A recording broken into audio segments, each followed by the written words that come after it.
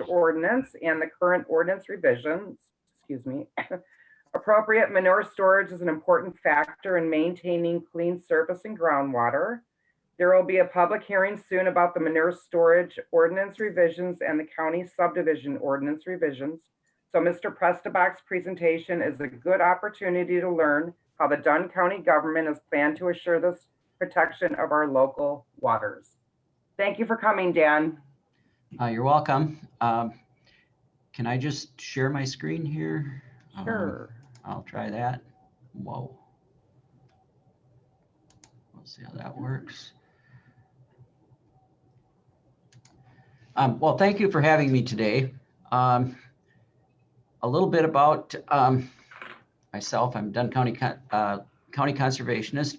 I've worked for Dunn County for about 42 years now. First 30 years as a conservation planner, and the last 12 years as the county conservationist. And I will be retiring at the end of December. So I'm going to be leaving this ordinance to a new person to enforce and maintain.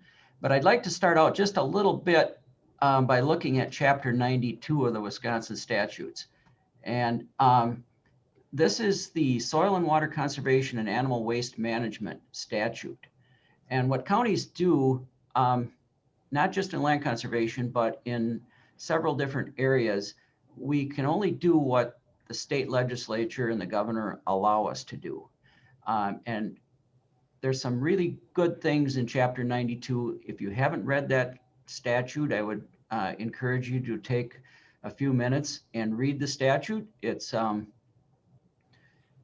very informative, but it does one really important thing, I think. It puts management of the county's resources into the local people. It says, you know, the concept that local officials are the best people to manage the resources in their county. And I think that's real important. Now, they do put some limitations on us that I will show you later, but when we look at this chapter, it's kind of important to look at this legislative intent. The legislature finds that the soil resources of the state are being depleted by wind and water erosion, and that waters of this state are being polluted by non-point source pollution. The legislature further finds there's statewide problems endangering the health and welfare of the state's citizens. And I think that's pretty important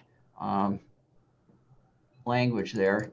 And then when we go down here a little bit further to D, they allow counties to pass ordinances where necessary to achieve the purposes of this chapter. And then I think there's about 4 places in the statute that allow us to pass ordinances. Down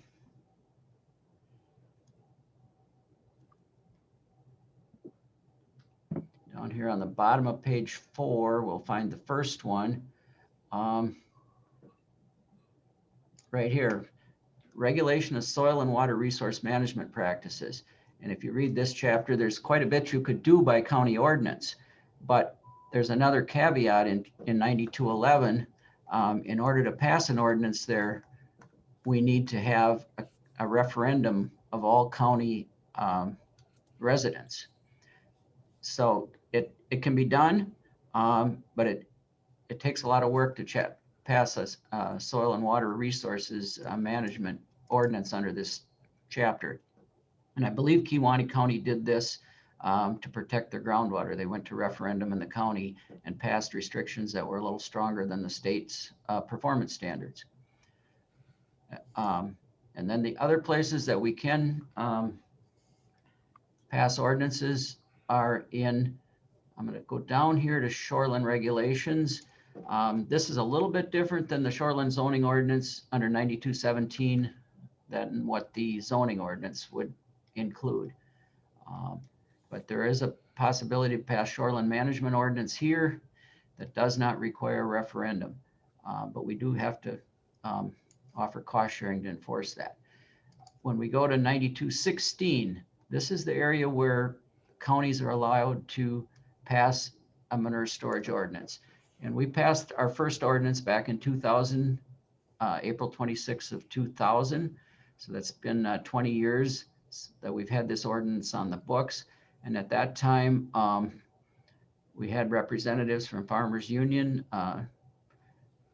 Mark Prestrud from the town of New Haven, Doug Ullum from town of Dunn attended several meetings with me to draft the language in that first ordinance. Jim Karnitz represented Tanner-Monoman Lake Improvement Association in that process. And I believe there was one other person. We had a committee of 4 that drafted that, worked with that first ordinance.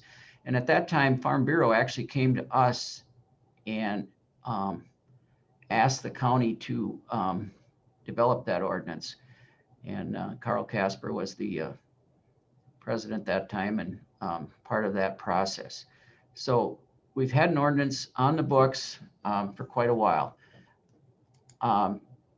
In a quick summary here, looking at the differences between that ordinance and this new ordinance, the new ordinance that we're looking at right now also includes Chapter 9215, which allows for local regulation of livestock operations. Mainly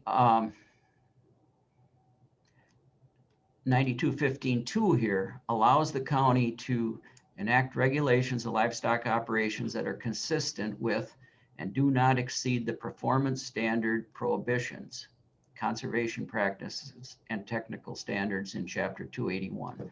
So I don't know how familiar you are with the performance standards, but I'll go into those in a little bit here. But we have, in addition to regulating manure storage, we've also enacted the performance, or the proposed ordinance includes the NR 151 performance standards, which we are sometimes referred to as Wisconsin's runoff rules for farmers. And I will go into them. There is one other caveat that is contained here in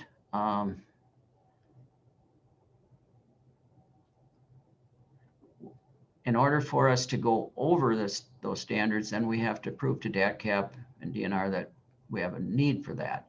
And we have, and other counties have said, well, we have waters that are very impaired. We need to go over those standards, but we need to have more data than just impaired water. So I'm not sure what that data would include.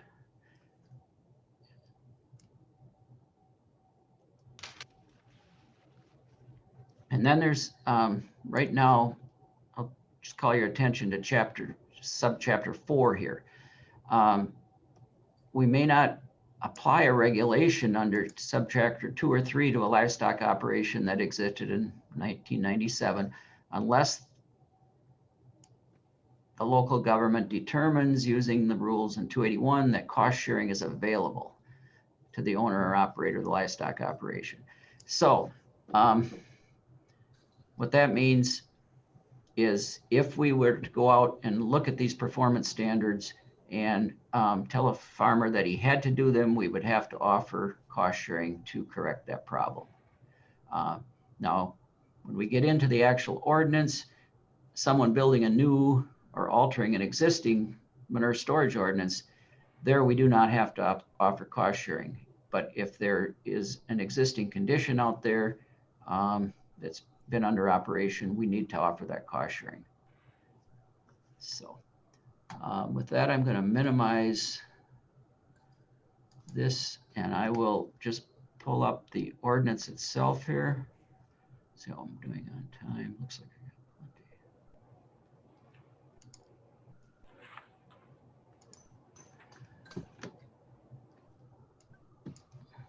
plenty. Maybe I've got a different document here.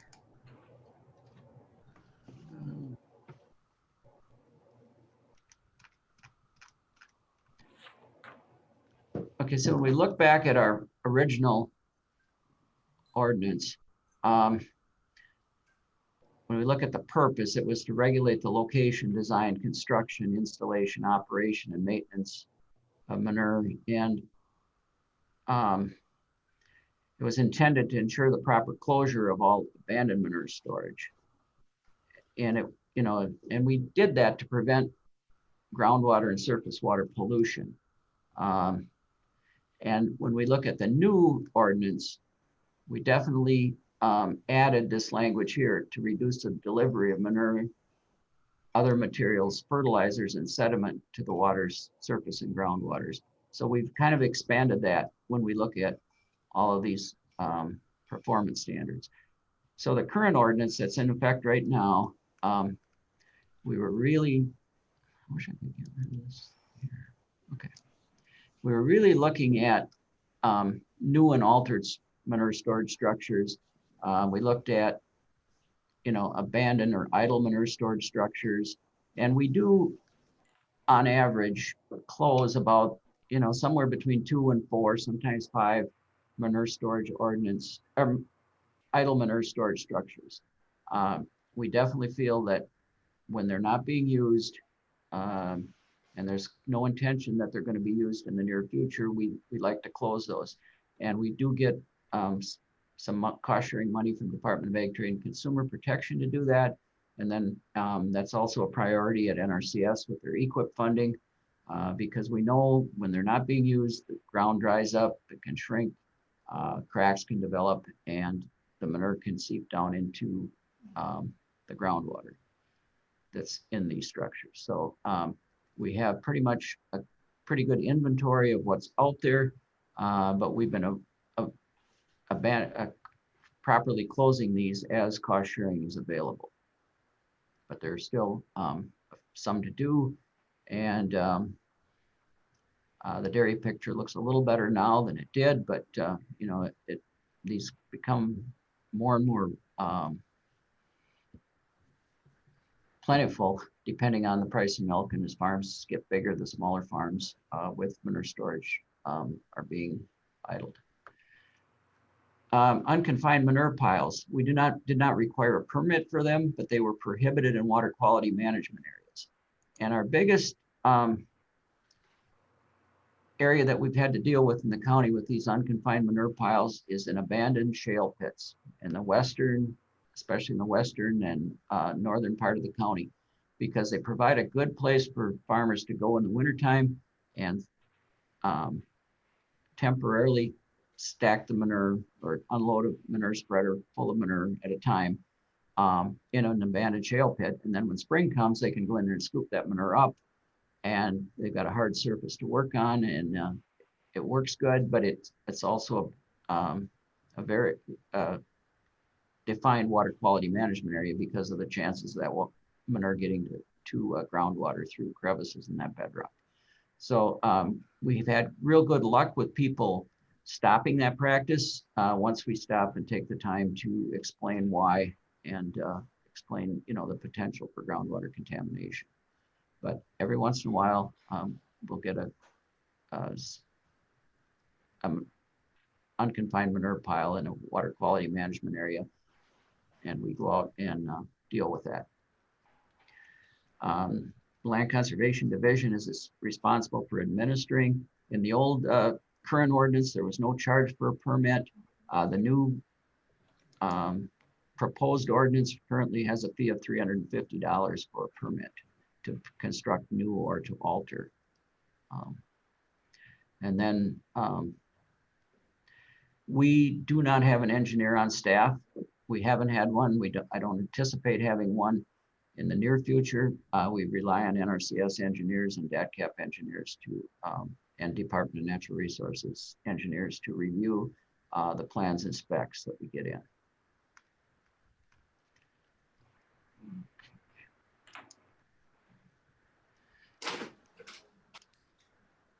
So I believe that this new ordinance is 17 pages long, and I just do my best to, highlight really what the new standards are. But when we look at these performance standards, they are contained in section 1009, and the interpretation of those standards is contained in section 1010. So we're really getting away from manure storage under that 92-15. We're looking at the performance standards that are on the state statutes. In the past, we have had some success working with landowners, a combination of Department of Natural Resources. I'm sure many of you know Liz Osborne. She is the person now, the non-point person in our area. Liz and I were out and looked at a barn area on Monday. And we have never had this ability as a county to say we have a county ordinance that prohibits this. And I think it's just going to kind of change a little bit of the, change the dynamics when we go on that farm saying, yes, your county board, your county land conservation committee has supported this. These are minimum standards that we expect you to comply with.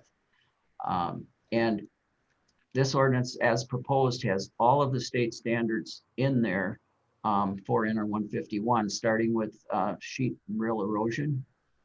It's a long ways from manure storage, but it is a state standard that all cropland meet universal soil loss equation. And for those of you, people like me that have been around a long time, I remember, I believe it was Governor Tony Earl had a T by 2000 goal for the state of Wisconsin. And, we didn't meet it at that time, but we're, working on that. I really believe that, the soil health, cover crops, no-till, crop rotations are what are going to get us to this universal soil loss equation goal of meeting T on all of our cropland.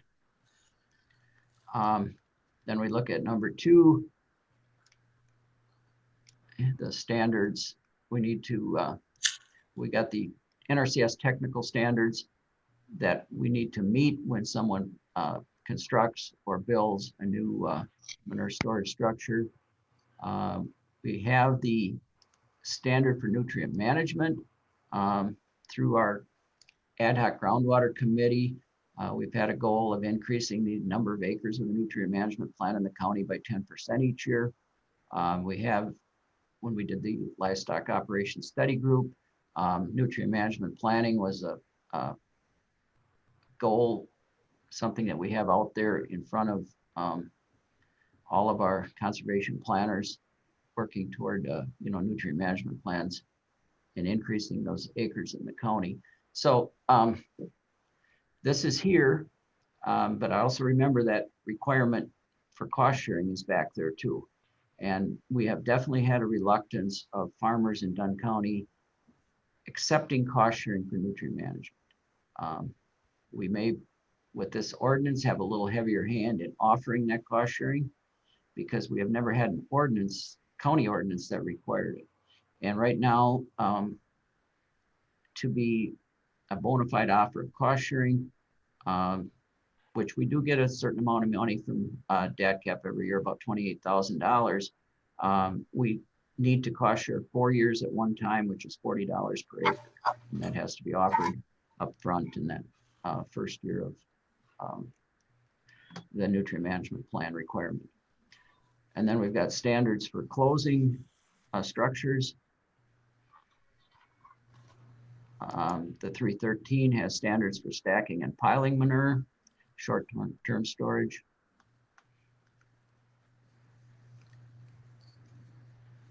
And then we've got standards for determining what a significant discharge is. Let me see, I got to get back here. We need to go through.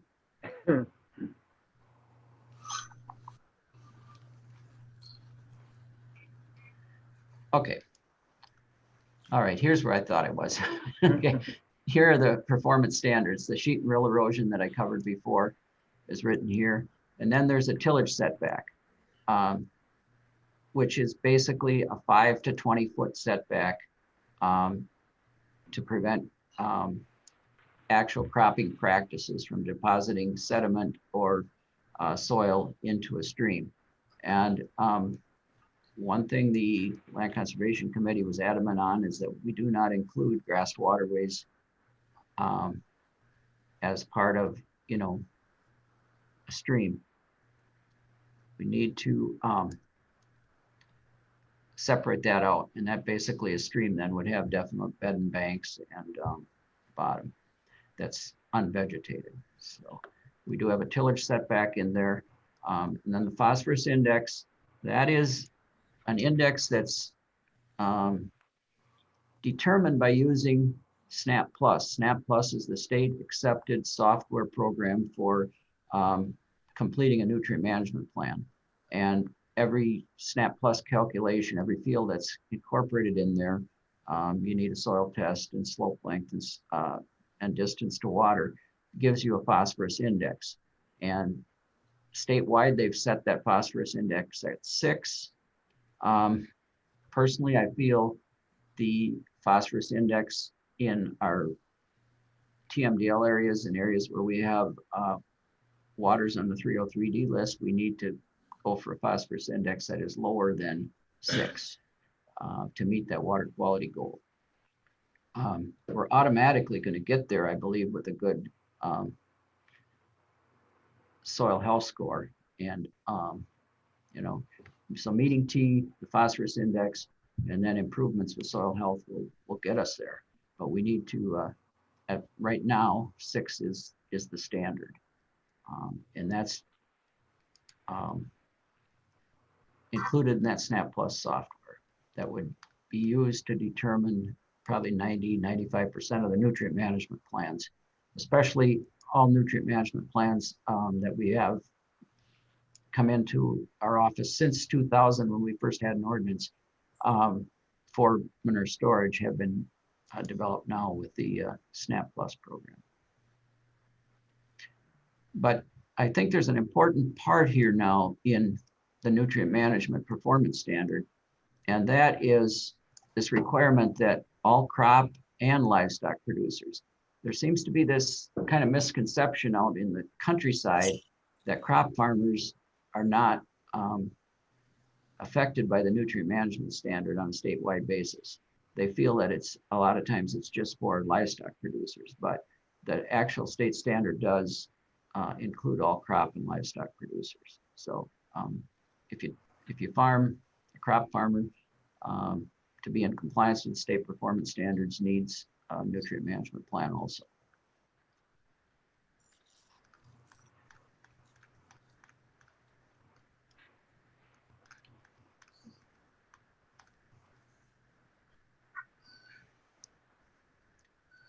And then we do have this goal here of collecting these nutrient management plans checklists every year, and those checklists are part of the standard. They're developed between DATCAP and Department of Natural Resources, and they get updated occasionally. But all people that are certified to write a nutrient management plan understand what that is, and we have that date where we have the authority to ask for that plan.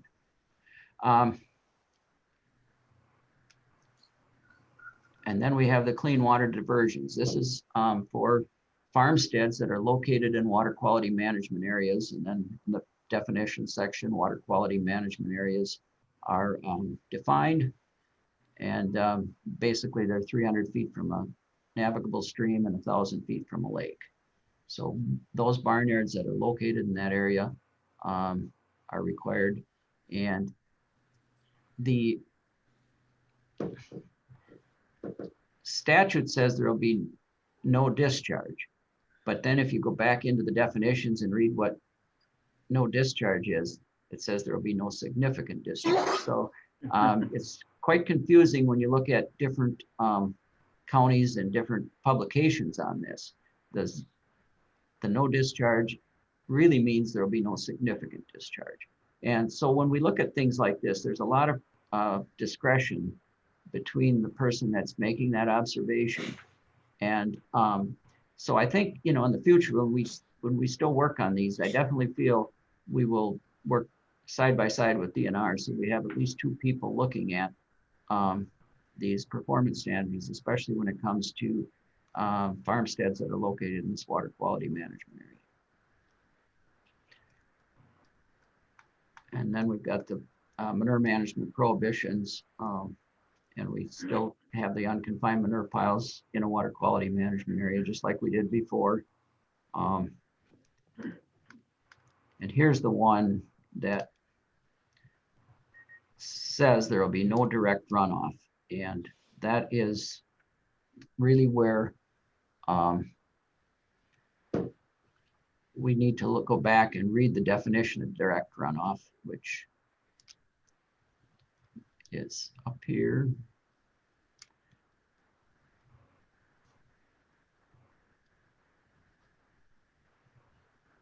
Right here, runoff from a feedlot that can be predicted to discharge a significant amount of pollutants to the surface waters of the state. So the standard says no direct runoff, and here it says a significant amount. And those two kind of contradict each other and provide for a little bit of discretion. And I definitely am concerned, if this language would ever get to court. I mean, this is good language for when you're out there talking to a farmer, and you may discuss no runoff versus significant. But we need to document that significant if we're going to really enforce this in court. We would probably have to have water samples, evidence of a fish kill, and things like that. So I think, but just having the standard there, I think will be a move in the right direction.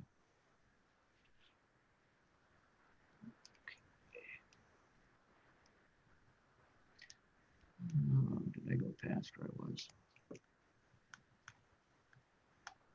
was? This one right here is new to us.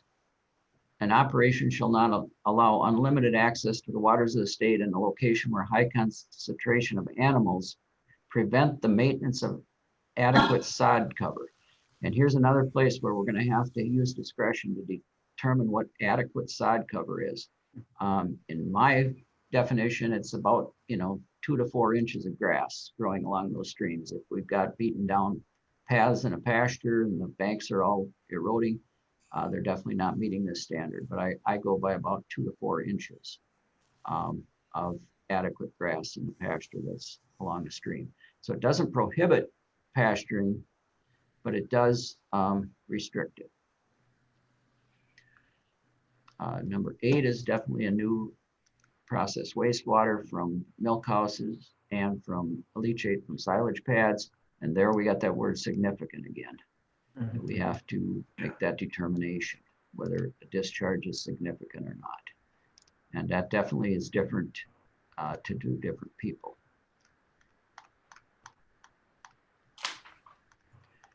And then we have the manure storage facilities that are pretty much just what we had in the old ordinance. Newer, substantially altered structures need a permit. And then closure of pits that have been idle for 24 months.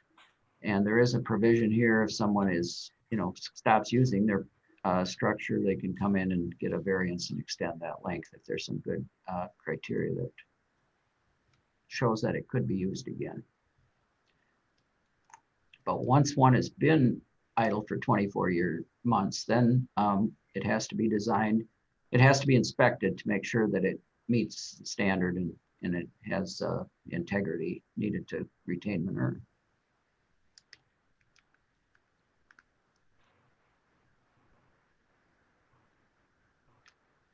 And then malfunctioning, mismanaged. Sometimes what happens is a pipe will plug up, something will happen out there, and they take a backhoe in to remedy the situation. And if they put a whole damage a liner in a manure storage, to me, then this is where we come in with this standard, this mismanaged standard, and make sure that what they did is repaired within the next year. So I'm not sure how I'm doing on time there, but that's basically, there's quite a bit of new things in here. Our old one just covered new and altered structures, unconfined manure piles, and malfunctioning, mismanaged. So all these standards that we have here are new, And I realized I didn't, I jumped around a lot in the presentation, so I hope you were able to follow that. There is a Yeah. document that is not available right now on DATCAP's website for some reason, but it's kind of the layman's terms of explaining these performance standards. It's called Wisconsin's Runoff Rules for Farmers, and it goes through each one of these. And basically, these are what we put in this new proposed ordinance. And the parts of it that relate to manure storage structures here in the middle is really what we had beforehand, but then everything else in this document is new.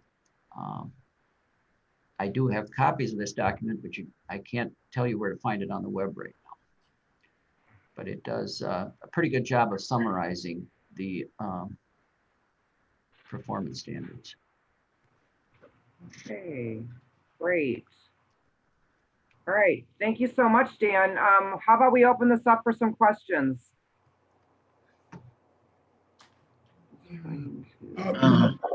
Dan, I do appreciate you explaining this in a little more detail.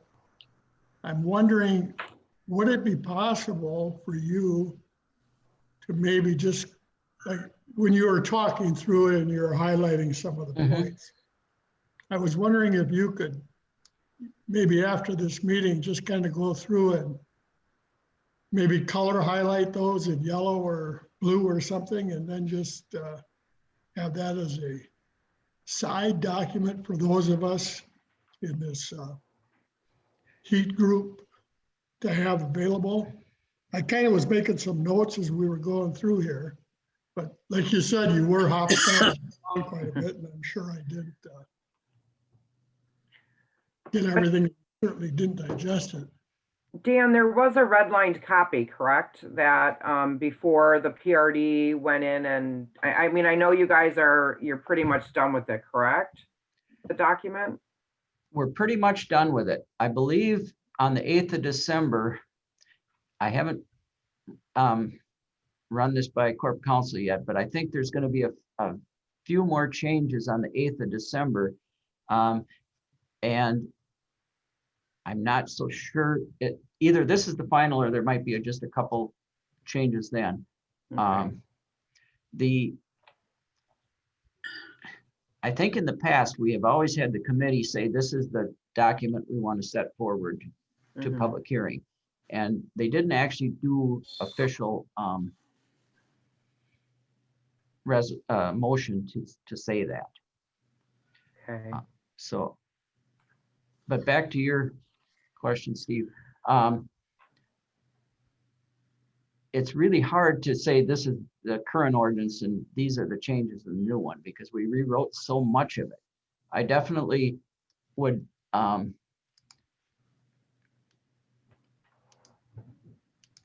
go to this 10.09 on line 292 and say this is pretty much everything that's nuts and bolts of what's new, except for the these manure management prohibitions down here when we relate to manure storage. So, but basically 10.9 is the new language from 92 down to all the way down here to 417. All right. Okay. I'm going to interrupt here. I know that Barb has said that she's brimming with questions. I know I'm brimming with questions, and I also know that Barb and Jean are going to have to leave a little earlier. So I'm wondering if we could bow to some of Barb's questions, in case, so they don't escape before they get their brimming questions asked. I typed them into the chat. If you can look at those, Whoa. Dan. Into the chat. Now, how do I find that? I'll look there too. Okay. Or it should be a little bubble that says chat somewhere on your screen with the Yep. little. Okay, it's up here on Okay. top, I bet. Okay, I can do it. Yeah. My screen is not very good since I'm sitting in the car here, but would all farm operations need to file an NMP with this new ordinance? For instance, micro farms, CSAs, et cetera.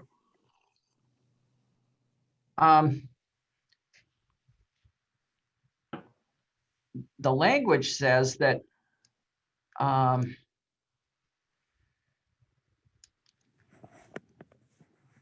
wait, I gotta go back up here to 10.9. It's all farmers who apply manure or fertilizers, I believe.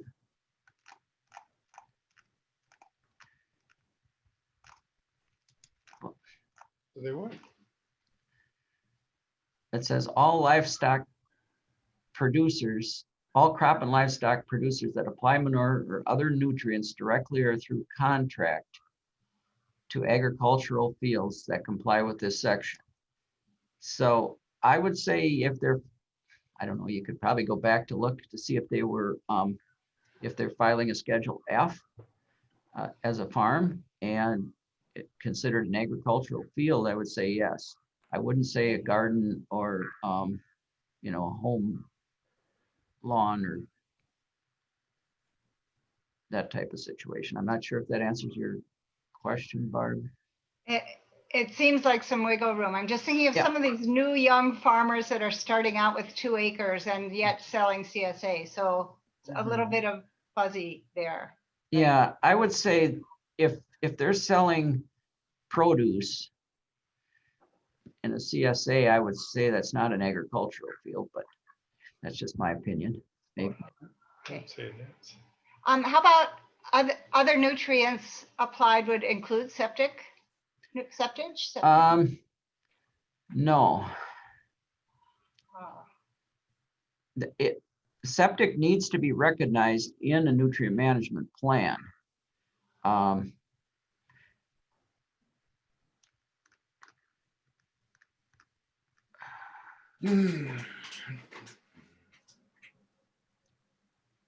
That might be a good question, Dan, to bring back to the PRD though.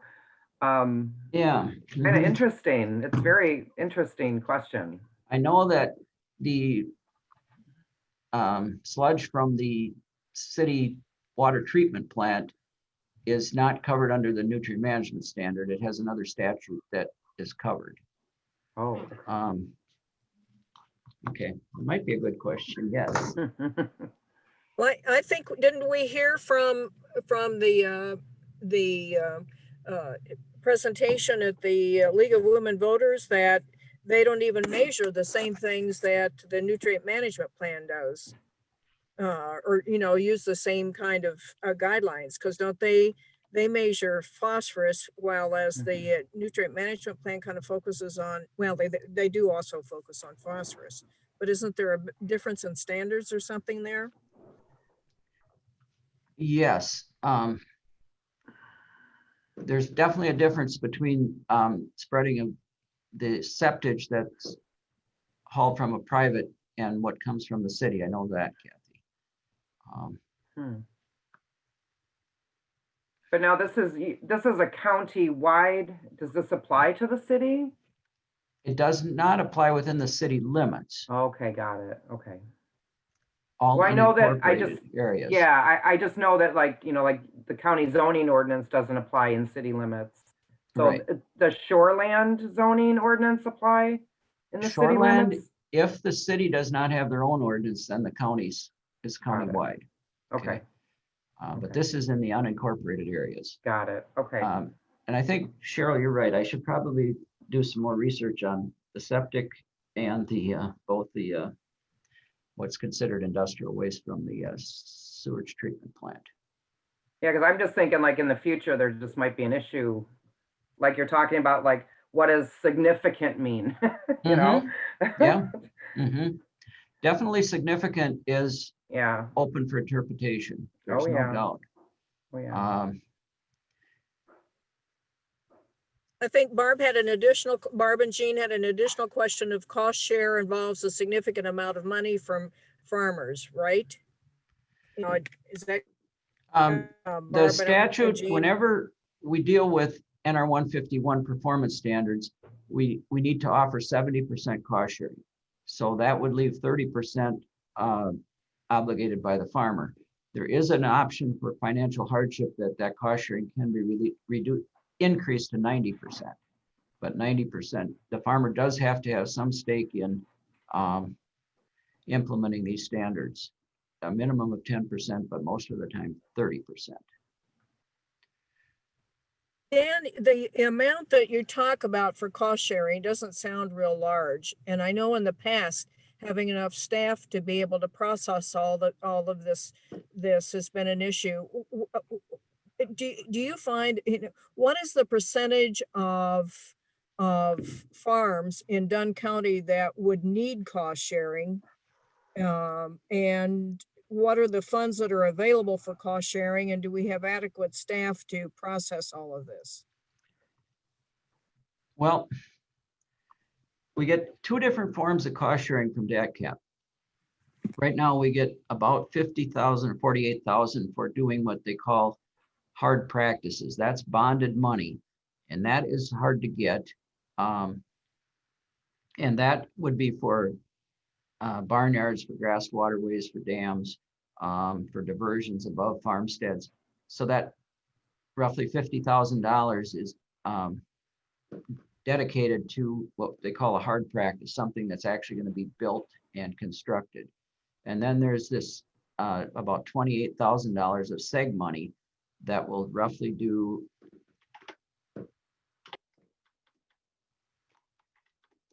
about 700 acres of nutrient management. Okay. And we have that available, but all of this cost sharing, when we look at NR 151 and these performance standards, once a farmer receives cost sharing for a practice, they are required to stay in compliance with that practice in perpetuity. And if the cost sharing is over $14,000, then we have to record that on the deed. And we have had reluctant farmers to accept that cost sharing because of that requirement of perpetuity, especially if it's 40 acres at $10 an acre, or at $40 an acre, that's $1,600 that they would receive for that. And then they're expected to follow that nutrient management plan forever. And we've had, reluctance to that. I think forever is too long. But I don't feel we should go ahead and cost share on it again either. I mean, once we do that, it's, so there's two sides to that coin. And definitely if we were out there offering bona fide offers of cost sharing, our cost sharing is very inadequate. But we need to change something there. And I believe that, as a statewide right now under the new governor and Department of Ag, they're looking at ways to make this more palatable to farmers, because it's not just an issue in Dunn County of this reluctance of farmers to accept cost sharing for nutrient management. It varies by county. Some counties are grabbing that money with open arms, and some are turning it back. As far as staff, to do this and to maintain these plans, I have no idea how many people that would actually take, Kathy. It's we do as much as we can with the staff that we have, and we also, the system that we have set up definitely is, we work with as many farmers that are willing to work with us as we can. Have you had a lot of issues with farmers who are not willing to work with you? Not a lot, I wouldn't say. There's definitely, I can still drive through the country and find areas where we can make big improvements. We're seeing the most improvement, I think, right now with the adoption of cover crops and no-till and the health of our soil. Those landscape changes that are coming because of, they're coming because of the Red Cedar demonstration farm and things that farmers have learned at the Red Cedar conference, and these progressive ways to I think, make farming more profitable and to improve our water quality. And just, one more question just from me. Like, and so the farmers that might not want to really cooperate, is it the money factor, or is it because they've been doing it this way forever and they're not going to change? A little of both. As many different farmers out there, there's as many different reasons for, for not changing or for changing. Mainly, a lot of it is the bottom line, and changes. Some of them are very inexpensive, and some are very expensive. To buy a new corn planter or to buy a drill that seeds cover crops, the more innovative methods to get cover crops out there, we see more adoption, I guess. A lot of them, it's just timing in the fall and timing with crop harvest and weather. Yeah. Mhm. Okay. Hey, All right. Dan, go ahead. I have several questions, and it sounds like Steve does too. Dan, in terms of these temporary stacks, is this a rule that goes across counties? Because I've seen a temporary compost stack that's permanent. And I think the rule says that it has to be the temporary has to be what, less than a year or something like that. And so first question about compost and freestanding stacks. The second one is that I've heard from a couple of farmers that they compost their dead animals in manure stacks. Isn't that illegal?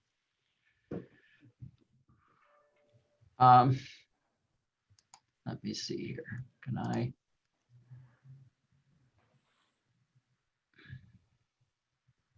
Let me look here. No.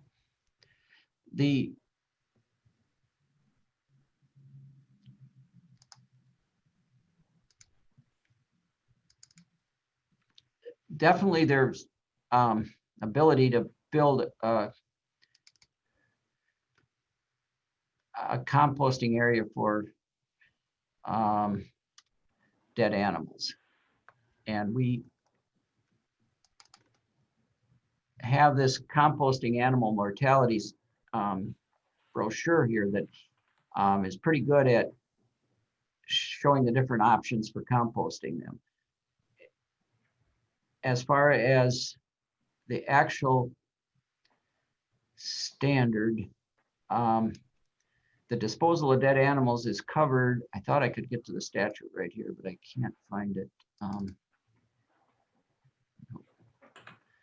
9550.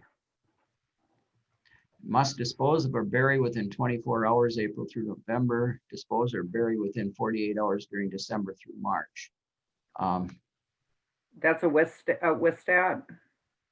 Wisconsin statute. Yeah. Okay. Mhm. Yep. Okay. Yeah. And then we had some companies that would come and pick them up. But right now, I think one from Cadott area, Chippewa County is the only person that will come and pick up a dead animal on a farm right now. So several of our farms do have composting facilities on them that are, and Nrcs does have a standard for that. But I don't know how that relates back to the statute. I'd have to do some more research on that. As far as the composting of manure, when we look at this new ordinance, I have looked for standards statewide, and I've talked to DATCAP to see if any counties have specifically addressed composting in their ordinances, and no one has. So it does go back to these unconfined manure piles and them being located outside of a water quality management area. And you got to be careful. In the 590 standard, there is criteria for headland stacking, and that needs to be located in a spot less than 12 months. But there are standards that you can go ahead and identify areas on farms that are suitable for headland stacking. And then that requirement is where that 12-month requirement is contained that you mentioned, Kathy. But the thing is, there's criteria that the manure has to meet a certain moisture content to be eligible for that headland stacking.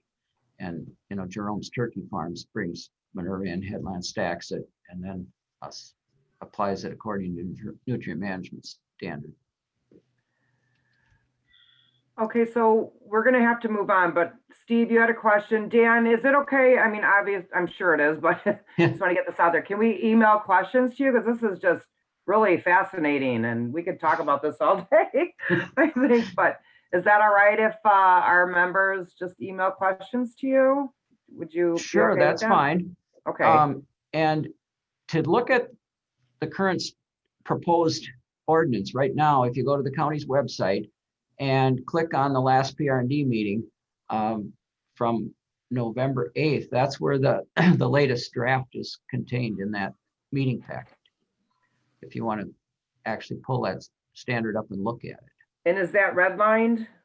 Do you I know? think that's the red line one. Okay, great, From okay. the changes from the month before only, though. I think those are the Oh. only red lines in it. Oh, I I don't see. think we have one that goes back to day one. Okay, But Okay. you can't go back to, for those of you who do it, you can go back on the PRD meetings on the calendar and mhm, find those other redlined packet, Yeah. redline changes. okay. All right, and then Steve, you had a question if you wanna, Yeah, my question is more, kind of go back 2, 3, 4 months. What's driving this change? Is there an issue that's cropped up that says, boy, we gotta change this ordinance because of? Well, it's more than 3 or 4 months. Yeah, Yes, yes. We've been looking at revising this ordinance for quite a while, and I believe it was back in January or February when I brought this up to the committee and asked if they wanted me to include these these performance standards in a draft. And there was a vote among the committee, and they directed me to include them in there after that date. So they were put in basically after the committee looked at those runoff rules for farmers and made that decision to include them. I mean, was there? is there I any- encouraged them to do it, but Mhm. I don't believe there's one issue or one farm or one. It wasn't because of a knee-jerk reaction. I think these standards are reasonable, and that's kind of how I presented them to the committee. But I thought that, you know, we don't have. It's hard to go out and enforce or even talk about a state standard. I think it's much easier for land conservation to say we have a county ordinance that has addressed this. But was there a problem per se that drove this? No, it was not a one issue item, that's for sure. Okay. All right, great. Well, again, thank you so much, Dan. Fascinating conversation.